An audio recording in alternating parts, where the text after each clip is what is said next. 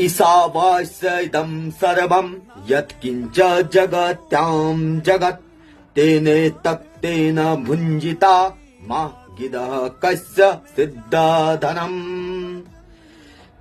वेद भगवान का पवित्र आदेश है कि इस चराचर में जो कुछ भी देखने सुनने में आ रहा है मनुष्य को, यह सब उस परब्रह्म सच्चिदानंद स्वरूप का है।